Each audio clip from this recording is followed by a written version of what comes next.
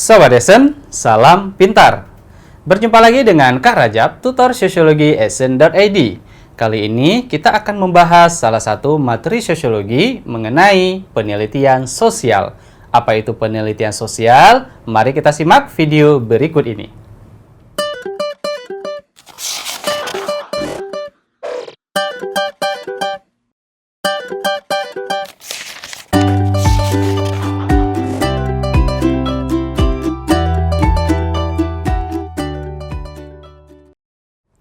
Sobat Esen, apa yang dikatakan dengan penelitian sosial ya? Kalau kita lihat penelitian, dia itu berasal dari bahasa Inggris, yaitu research.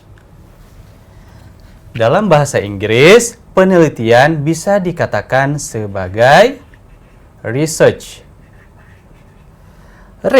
Bisa kita artikan dia yaitu kembali.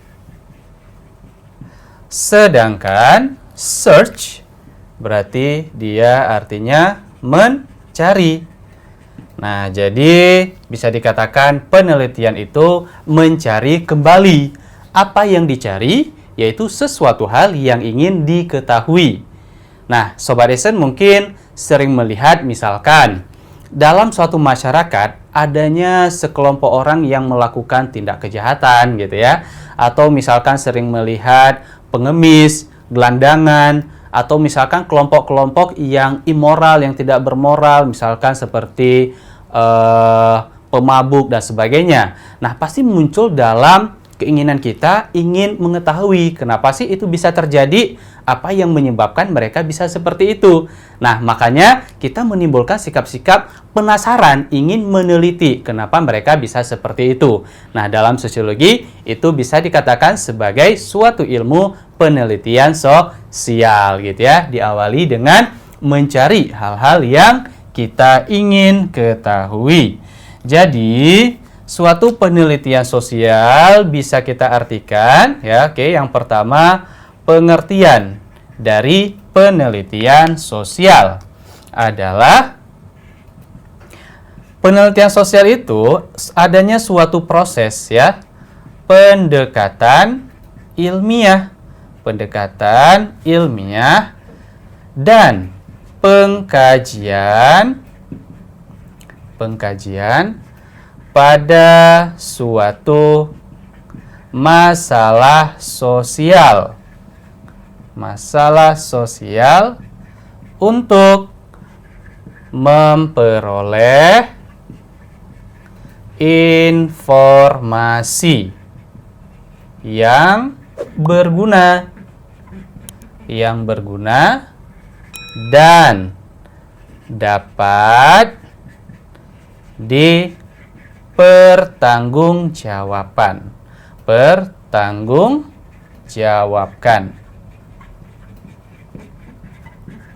Nah, jadi ini ya sekilas mengenai apa yang dikatakan dengan penelitian sosial. Di mana penelitian sosial itu suatu pendekatan ilmiah ya, berarti menggunakan teknik-teknik yang dibutuhkan untuk mencari suatu masalah ya. Pendekatan ilmiah dan pengkajian pada suatu masalah untuk memperoleh informasi apa yang kita ingin ketahui tadi ya. Kita peroleh informasi, tetapi informasi tersebut itu berguna. Berguna bagi siapa? Baik bagi si peneliti itu sendiri atau bahkan nanti hasilnya itu bisa berguna untuk masyarakat secara umum gitu ya. Dan data-data atau informasi yang didapatkan itu bisa dipertanggungjawabkan ya. Dapat dipertanggungjawabkan berarti bukan suatu informasi atau data yang didapatkan berdasarkan pendapat pribadi, tetapi suatu informasi yang benar-benar terjadi di dalam masyarakat gitu ya, atau sesuai dengan fakta yang ada. Oke, ini sekilas mengenai pengertian penelitian sosial. Nah, sebelum melakukan sebuah penelitian sosial, ada yang perlu diperhatikan bagi seorang peneliti ya. Apa itu?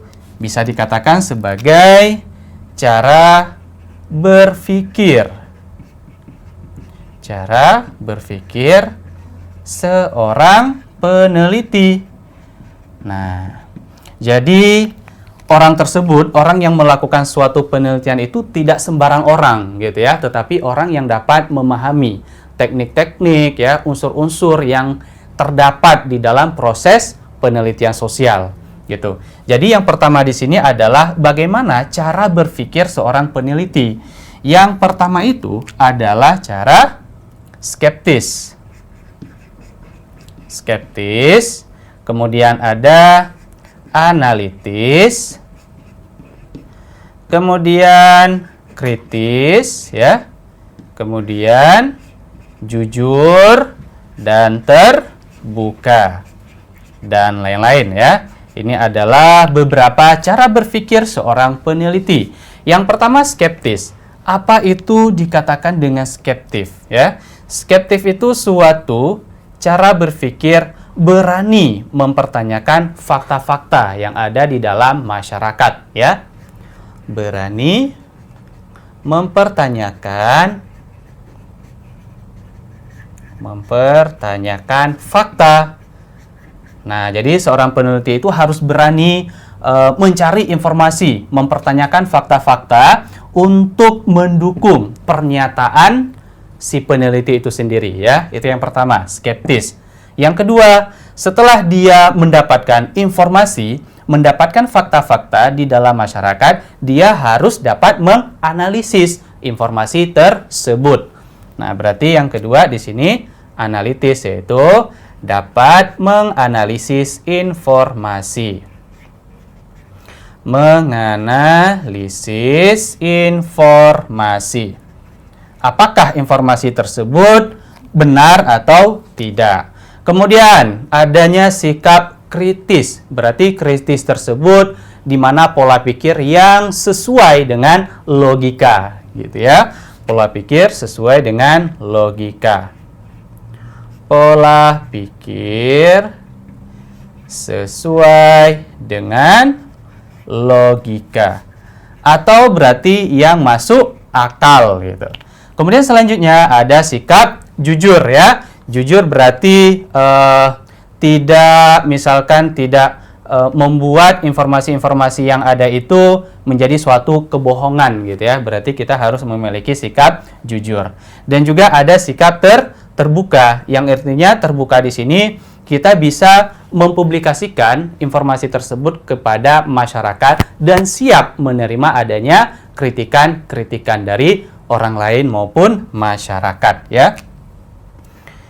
Nah, bisa menyebarkan fakta atau membuka fakta ya kepada masyarakat maupun ya fakta, dan dapat menerima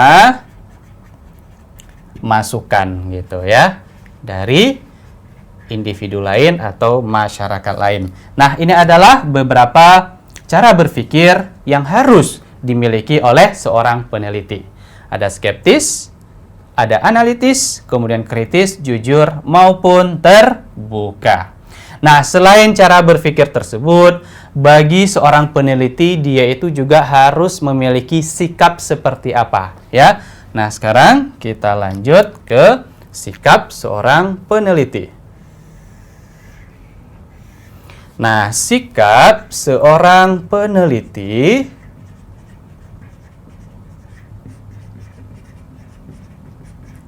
yang pertama adalah dia itu harus objektif. Sikap objektif. Yang kedua, dia itu harus kompeten. Sikap kompeten. Nah, yang ketiga, dia itu harus faktual. Faktual. Nah, apa yang dikatakan dengan sikap objektif? Nah, objektif di sini yang berarti dia itu mengesampingkan pendapat pribadi ya. Itu bisa kita artikan mengesampingkan pendapat pribadi. Sampingkan masalah pribadi. Nah, kemudian Apa contoh dari mengesampingkan masalah pribadi tersebut? Kita contohkan misalkan, kita harus memisahkan, harus memilah-milah mana pendapat kita sendiri, mana informasi yang kita dapatkan di lapangan. Nah, kita harus memisahkan kedua hal tersebut agar nanti data yang kita dapatkan di lapangan itu sesuai dengan yang diharapkan. Kemudian yang kedua adalah sikap kompeten. Nah, kompeten tersebut seorang peneliti bisa dikatakan dia itu harus dapat meneliti sebuah masalah dengan menggunakan teknik-teknik atau cara-cara ya yang ada yang mengikuti prosedur-prosedur dalam penelitian sosial gitu ya. Berarti kompeten ini bisa dikatakan dapat menjalankan suatu penelitian. Nah, dapat menjalankan suatu penelitian dengan menggunakan kaidah-kaidah yang berlaku ya di dalam suatu penelitian sosial. Kemudian yang ketiga ada sikap faktual, yaitu sesuai fakta yang ada dalam masyarakat. Sesuai fakta yang ada di dalam masyarakat. Nah, ini adalah beberapa sikap yang harus dimiliki oleh seorang peneliti ya. Nah, ada objektif, kompeten maupun sikap faktual. Nah, selanjutnya selain pengertian cara berpikir seorang peneliti dan juga sikap seorang peneliti, kita akan membahas mengenai syarat suatu penelitian. Syarat penelitian sosial. Nah, syarat penelitian sosial di sini kita membagi menjadi 3 ya. Yang pertama, dia itu harus sistematis. Yang kedua, harus terencana. Yang ketiga, mengikuti pola ya, mengikuti pola atau kaidah ilmiah.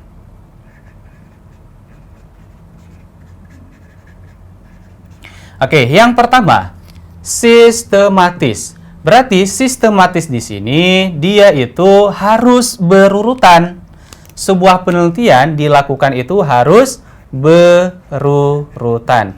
Dia itu memiliki tahapan-tahapan tertentu.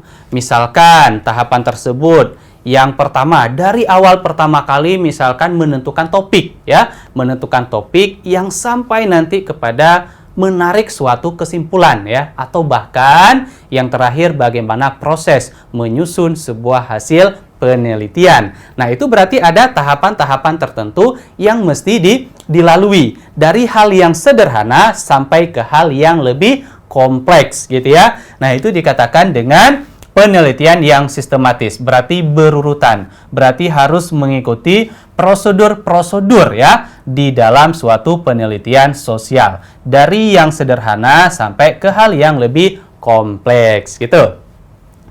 Kemudian yang kedua, syarat penelitian yang kedua yaitu terencana. Nah, terencana di sini ada hal-hal yang perlu kita perhatikan. Apa saja sih yang perlu kita perhatikan di sini? Nah, misalkan yang perlu kita perhatikan di sini bisa kita bagi menjadi 3. Yang pertama itu mengenai biaya. Nah, yang kedua apalagi nih? Waktu. Nah, kemudian bisa juga tenaga. Nah, biaya ini adalah salah satu unsur yang sangat dibutuhkan ya demi kelancaran sebuah penelitian sosial. Tanpa biaya, kita akan kesulitan melakukan sebuah penelitian sosial. Apalagi misalkan sebuah penelitian yang ingin kita kaji itu mencangkup dalam ruang lingkup yang sangat besar, otomatis membutuhkan biaya yang besar. Begitu juga kalau ruang lingkup penelitiannya sekecil, itu bisa membutuhkan biaya yang kecil juga. Yang intinya tanpa biaya kita akan kesulitan gitu ya untuk melakukan sebuah penelitian karena ada hal-hal yang perlu kita persiapkan. Misalkan lembaran dalam membuat soal-soal gitu ya, atau untuk mengabadikan sebuah informasi di dalam masyarakat berarti kita membutuhkan kamera dan sebagainya. Nah, itu berarti mengenai tentang biaya. Jadi biaya sangat dibutuhkan dalam sebuah penelitian. Kemudian yang kedua adalah waktu. Nah, waktu di sini juga sangat penting gitu ya untuk berjalannya sebuah penelitian. Nah, kemudian kalau misalkan suatu penelitian dalam jangka atau dalam ruang lingkup yang sangat luas, berarti pasti membutuhkan waktu yang banyak juga, ya. Waktu bisa juga sampai berbulan-bulan atau bahkan bertahun-tahun untuk menghasilkan sebuah karya, gitu ya. Begitu juga dengan kalau penelitian ruang lingkup kecil, berarti membutuhkan waktu yang sedikit. Nah, jadi waktu ini juga sangat menentukan hasil dari sebuah penelitian. Berarti kalau kita ingin mendapatkan hasil penelitian yang begitu bagus, memuaskan, berarti kita harus menyiapkan waktu sebaik mungkin, seefisien mungkin ya, dan sebagainya. Kemudian yang ketiga di sini ada tenaga ya. Tenaga di sini berarti kita kuat atau tidak gitu ya, atau kita sanggup tidak melakukan penelitian tersebut ya. Nah, ini adalah hal-hal yang perlu kita rencanakan dalam melakukan suatu penelitian sosial. Masalah biaya, masalah waktu, begitu juga dengan tenaga. Kemudian yang ketiga ya, yaitu mengikuti pola atau kaidah ilmiah. Nah, berarti di sini dalam melakukan suatu penelitian sosial harus mengikuti alur ya, harus mengikuti kaidah-kaidah. Misalkan metode yang digunakan apa ya, kemudian nanti menentukan variabel-variabelnya seperti apa, kemudian instrumen dalam meneliti atau dalam mencari data itu seperti apa. Nah, itu harus kita perhatikan. Nah ya, hal-hal untuk dapat menghasilkan sebuah penelitian sosial berarti harus mengikuti pola-pola atau kaidah yang berdasarkan prinsip ya, dalam prinsip dalam mencari suatu ilmu pengetahuan ya. Nah, ini adalah syarat penelitian sosial, sistematis, terencana maupun mengikuti pola kaidah ilmiah. Sobat Desen, dalam melakukan sebuah penelitian, kita juga harus mengetahui langkah-langkah dalam melakukan sebuah penelitian. Apa saja langkah-langkah tersebut ya? Sekarang kita tulis dulu langkah-langkah dalam sebuah penelitian. Oke.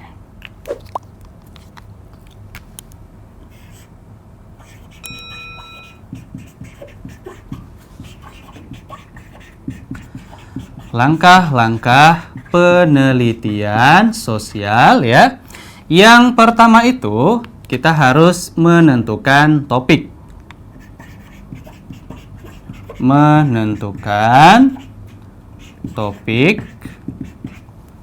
Yang kedua, kita harus menentukan studi.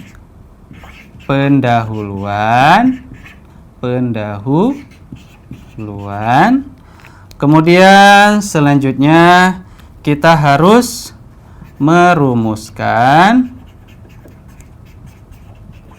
hipotesis. Kemudian memilih metode penelitian.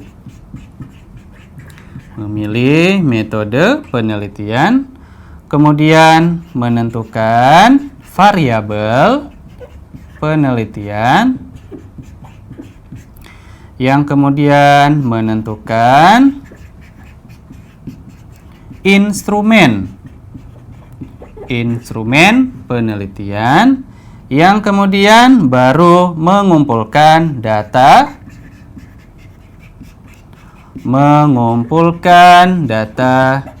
kemudian mengolah data, kemudian ada generalisasi, dan terakhir adanya proses penulisan laporan penelitian. Nah, jadi ini adalah secara garis besar ya tentang langkah-langkah penelitian dari menentukan topik penelitian sampai kepada penulisan laporan penelitian. Nah, jadi untuk pembahasan lebih lanjutnya mengenai langkah-langkah penelitian, kita akan membahas pada video berikutnya.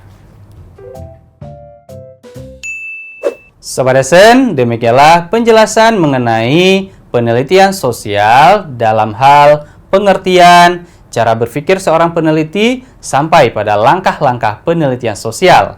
Sampai jumpa di video berikutnya bersama Kak Rajab, tutor sosiologi sn.id. Salam pintar! Sekian Sobat Adsen untuk video pembelajaran hari ini. Sampai ketemu lagi di video belajar berikutnya. Jangan lupa aktifkan notifikasi untuk video terbaru kami ya. Sobat Adsen juga bisa mengunjungi adsen.id dan temukan ribuan video pembelajaran. Sampai jumpa Sobat Adsen, salam pintar!